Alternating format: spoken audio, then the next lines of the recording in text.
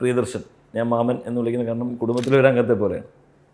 അപ്പോൾ പ്രിയമ പറഞ്ഞു, നിൻ്റെ പരിപാടി എന്തുവാ എന്ന് ചോദിച്ചു. ഞാൻ കോളേജിൽ പഠിക്കുക. അപ്പോൾ പറഞ്ഞു, എനിക്ക് ക്യാമറ പഠിക്കണം, സന്തോഷ് ശിവനെ അസിസ്റ്റ് ചെയ്യണം എന്ന്. അപ്പോൾ എൻ്റെ അടുത്ത് ചോദിച്ചു, നീ എത്ര വർഷം പോയി ക്യാമറ പഠിക്കും എന്ന് ചോദിച്ചു. ഞാൻ പറഞ്ഞു, ഞാനൊരു 3 വർഷം പഠിക്കും.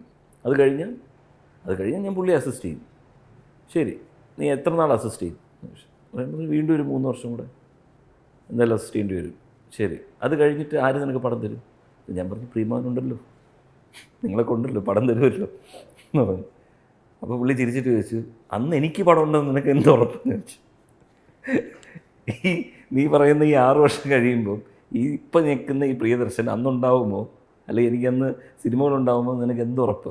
അല്ലെങ്കിൽ സന്തോഷിന് പടങ്ങളുണ്ടാവുമോ നിനക്ക് എന്ത് ഉറപ്പ്? അതാണ് സിനിമ മോനെ. നിനക്ക് സിനിമയെക്കുറിച്ച് ഒരു ധാരണയില്ലല്ലോ. നീ ആദ്യം ചെന്നൈ കയറി വാ, എന്നിട്ട് ഞാനൊരു സ്റ്റുഡിയോ പണിതുകൊണ്ടിരിക്കുക, നീ ഇവിടെ വന്ന് നിൽക്കുക. എന്നിട്ട് ഇവിടെ വന്ന് കുറച്ച് നാൾ നിന്ന് നീ സിനിമ മനസ്സിലാക്കും. നിൻ്റെ അച്ഛനും ചിറ്റപ്പനും സംഗീതത്തിൽ കൂടെ, സംഗീതം മാത്രമല്ല, എൻ്റെ കുടുംബത്തിൽ സംഗീതം മാത്രമാണ്, അപ്പോൾ അതിൽ കൂടെ കാണുന്നതല്ല സിനിമ.